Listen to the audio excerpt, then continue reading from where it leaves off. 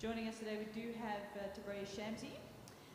What we're going to do is we'll start with everyone online, and then we'll give opportunity to the couple of press in the room to ask a few questions. So for those online, please raise your hand to indicate if you would like to ask a question. Perfect. We're going to start off with Nathan, and then we'll go Amir. Thank you very much, Lucy. How's it, Shamo? Shamo, you've been quite candid on the IG. How has the time away in Kruger been with the team building, and how have the preparations been in the lead up to the first game? How's it, Nathan? Yeah, it's been awesome. As you guys would have heard and seen, we were together as a team in the Kruger National Park, just bonding, and then had a great camp after that. So everybody is really pumped up for the series and really excited to just, play some cricket again. And then obviously to my final one. Earlier today we spoke to Travis Head, and he spoke quite highly of the young batters within the Proteas squad. Question for you, what do you make of the Australian squad and makeup? It's like you said, very, very exciting. We don't see them as, junior players or new guys coming into the squad, because if you look at the names that have come in, any one of those guys is equally capable of winning a game or two for us single-handedly. So, it's really exciting times for us that we can call upon players of that caliber, even though, they're new to the international scene. But we've seen what they've done around the world and on the franchise circuit. So, personally as well, very, very excited to see how they go about their business. And we know the match-winning capabilities that each of them have. Thanks, yeah, Nathan. Shama, I think you missed that part. Just the makeup of the Australian squad. Oh, the makeup. Yeah, look, Australia, doesn't matter what sort of team they put out on paper. It's always a great squad, always a great team. And, as South Africans, we always have, nice, intense series against them. So this one's going to be no different. We're looking forward to the challenge, and, we're definitely up for it. Great. Thanks, Nathan. We're going to go Amir, then Firdaus. Good afternoon, Shamo. Thank you for the opportunity. You just returned quite recently from the Sri Lankan T20 competition, where you took 12 wickets in 9 matches, I think it was, which is obviously a massive confidence boost for you coming into this series. Just talk to us about where your form is at, and are you happy with where it is going into this series? Yeah, really happy with that. A huge credit must go to the management and the coaches and stuff behind the scenes, because, we haven't played international cricket for about 4 months, and that's a huge break. That's something unheard of, to not have international cricket for that long. But they've been quite active. We've had about 4 or 5 camps behind the scenes just to keep the boys going, and that takes a lot of work to organize. The coaches have been quite active with allowing guys to play in various leagues, because you can train as much as you want, but nothing replaces game time. So for me personally as well, it was really nice to go to Sri Lanka, play a little bit in the subcontinent as well. So yeah, from in terms of being game ready, definitely helps that I've played quite a lot of games in the last month rather than coming fresh, after a 4-month break. Thanks, and if I could just follow on from that, you mentioned about playing in the subcontinent. Are there any comparisons that you could draw between the slow pitches that one would find in those regions or in those subcontinental countries and Kingsmead? Are you expecting it to turn or offer any assistance to the spinners? So we've just got to the stadium now. I haven't had a chance to look at the wicket, but sometimes we turn up at Kingsmead and the wicket turns. Sometimes we turn up here and it's nice and bouncy. So either way, it doesn't really matter. It's on the day. We have to assess the wicket and bowl accordingly. I suppose that's where experience comes into play, and the preparation that we've done. We've prepared for all different scenarios. So I think everybody's good to go. Great, thanks. We're going to go Firdaus. Thanks, Lucy. How's it, Shamo? Shama, you've spoken a little bit in the past around, your own role and how difficult it was to kind of get a regularity of game time in the South African side. And obviously going to a World Cup in India, it looks as though they'll want to take a couple of spinners, but Keshav, we know, is coming back from his injury. Just where do you see your role now, and how do you see yourself fitting in? I'm actually not too sure of those. Obviously, we're going to see what happens with the makeup of that squad. But, I just want to say it's a massive effort that Keshav's put in with his recovery and the way he's, had to do a lot of work behind the scenes. He's been unbelievable with that. From what the medical staff said and the specialists, it's normally takes about 8 to 9 months to recover from something like that. So I think a huge credit to him and the medical staff that's helped him to recover a lot quicker than expected. So we're looking forward to having him back on the park and doing, the magic that he does for us. Thanks, Fidos. Talford, then Ken. Thanks, Lucy. How's it, Tabraiz? You've spoken in the past and quite colourfully and memorably about the passion of playing for the badge and the team and those kinds of things. And I thought of that because you're in both squads for these series against Australia. And it does feel as if these T20s are a bit of a warm-up for the ODIs, which in themselves are a bit of a warm-up for the World Cup. So, where is this series in your mind? How's it, Telford? Well, it definitely doesn't feel that for me. And I think the way the coaches have been putting us through our paces, I don't think it feels like that to them either. It's a series against Australia. We're a very, very good team, and so are we. And, over the years, playing against Australia has always been one of those series that everybody's up for. Whether us as a team are in a great patch or we're in a bad patch. Whenever the Australians come around, we know everyone's up for it. So that's certainly not the feeling that I get personally from the group or the coaching staff, that it's just a warm-up. Like I mentioned, the new guys that have come in have potential to win games. It's not a case of just resting guys and giving guys caps just for the sake of it. So yeah, I think from our side, we're definitely here to win the series, and the preparation's shown that. And I don't think we can't ignore the World Cup. Of course, it's a big thing and it's coming up, but it hasn't felt like the T20 series is just a warm-up or we just got to get through it.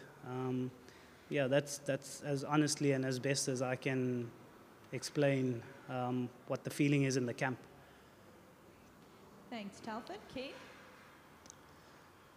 Thanks, Lucy. How's it, Tabraiz? Nice to see you again. Tabraiz, historically, Australia have always been quite aggressive in playing against spin. How good preparation is this series going to be for the World Cup, where I guess on generally, everyone expects it to be pretty flat pitches. So, I think most teams will try and attack spin there as well, won't they? Yeah, absolutely. I think any opportunity we get to play, so whether it goes well for you, that's just my belief. If it goes well for you, there's a lot of positives you can take from it. And even if it, a game or two doesn't go your way, I think you learn a lot of lessons from that, especially from the bad games. You pick up on points and mistakes that you've made so that you can ensure that, come the big crunch games in the World Cup, you don't repeat those mistakes. So I think it's a great opportunity for us to play against a good team like Australia, who's going to be challengers at the World Cup, to just pick on some knowledge, while we're going along the way. We've got 8 games against them, so that's going to be awesome. And, South African team, you mentioned that Australians like to play hard, and so do we. So I think that's what brings the best out of both teams, when we play against each other. And it's going to be spicy, it's going to be exciting, and that's the way we like to play our cricket as well. Thanks, Ken. Percival? Thank you so much, Lucy. Good afternoon, Tabraiz. I was going to ask you reminded me now that you guys have played international cricket 4 months ago. Is that a concern heading into the big showpiece? I know your focus is now on this T20 series, but as part of your preparation for the showpiece in India, is that not a concern for you guys that haven't played any international cricket so far, so for such a long time? I think there's pros and cons to that. As we can see, with Australian guys who have been playing a lot of cricket, they've got a number of guys that have injury concerns where we don't necessarily have that sort of a problem.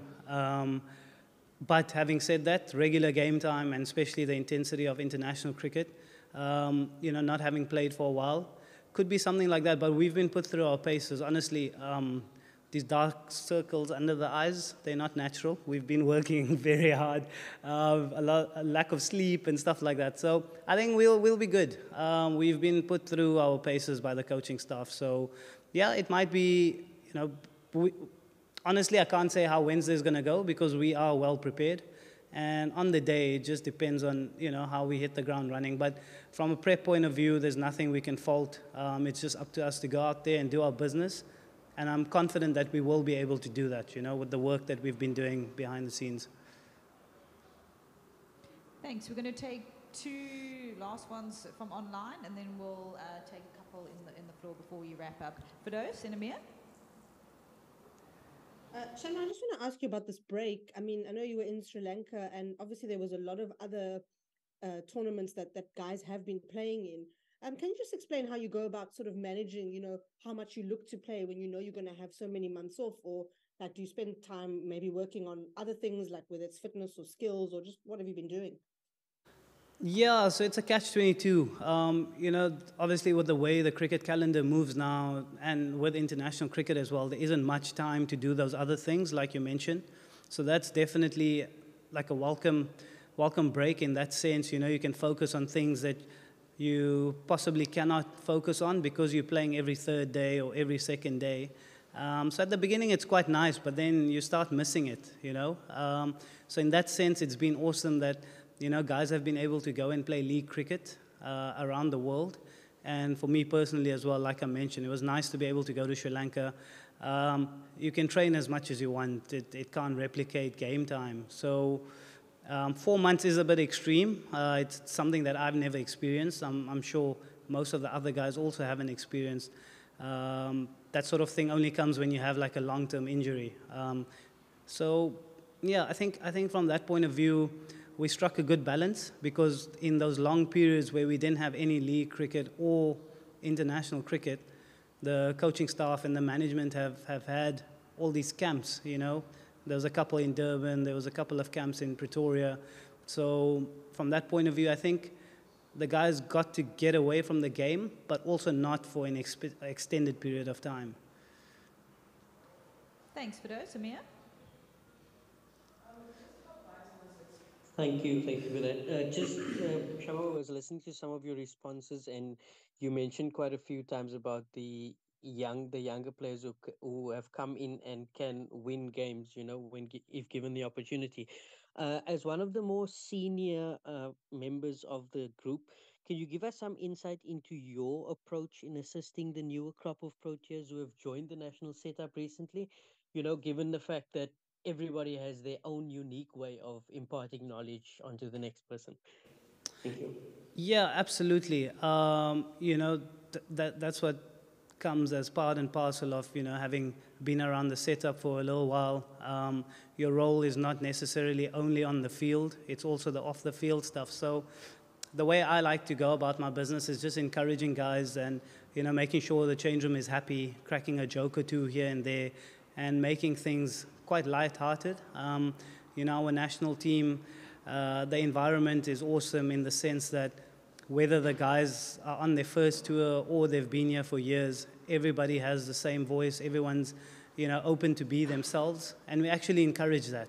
Over the last week or so, when we've got to interact with the new guys, you've seen, already within the last few days, they've opened up and they feel very, very comfortable being in the Proteas team. And that's what we want, so that they can go out there and do their business. And, I can honestly say that, and I'm sure you guys have seen what those guys have done as well, away from the international scene, that any one of them can come and win games for us. So it's really exciting for us. And, to be able to have that many players that can win games for you from nowhere, that's very exciting. It means that we are never out of the game, no matter what the situation is. And I've said it, I'm super pumped to be back here. How nice to have press conference for an international game. It's been a long time. Great, thanks. Awesome, thank you. We're going to take one or two from the floor as we wrap up. Just how vital is it to actually win the series against Australia? I mean, also will it be a way of determining how far your preparations have come leading up to the World Cup?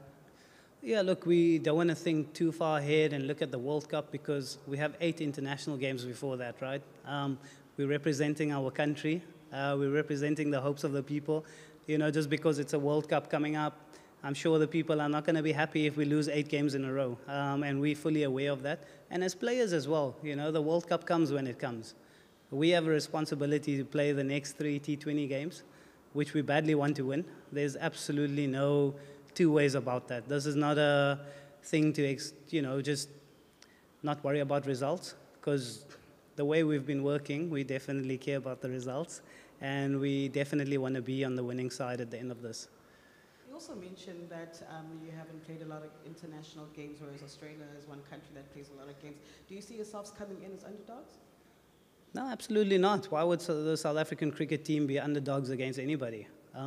Look at the quality in our change room. Look at the quality of players we have. We've rested a few of our senior players, so to speak, and mainstay players, yet the guys that have come in are not the weak links, So, no, absolutely not. No matter who the opposition is, no matter how good they are, we respect them, but we are not underdogs against any team in the world. Great. Going to take one last question. Shamsi, this is a year for women, and Cricket South Africa has come up with a game changer to come up with the domestic league for women. How exciting it is for you guys to see your counterparts, ladies, getting the same support that you've been getting for years. Oh, absolutely. Like you said, it's a game changer. You cannot improve if you're not playing cricket, right? So it's amazing to see that, Cricket South Africa has been able to work out something where the ladies get more game time. And, I mentioned a little bit earlier here, whether you play well or things don't go well for you in the game, you're always getting better, because even if you don't play well, you take lessons from it. And you can't get that in the nets. Of course, you can get better in the nets, but the more the ladies play, the more they're going to improve, the more they're going to be put under match situations, so that one day when they step up and play for our Proteas ladies team, they've got that experience to fall back on. So honestly, really, really, chuffed with what Cricket South Africa has been able to do with that, and I hope that it, grows and goes stronger and stronger in the future. Great, thank you very much, and thanks for those online who have joined us today. We'll see you tomorrow with Eda Markram. Thanks, guys.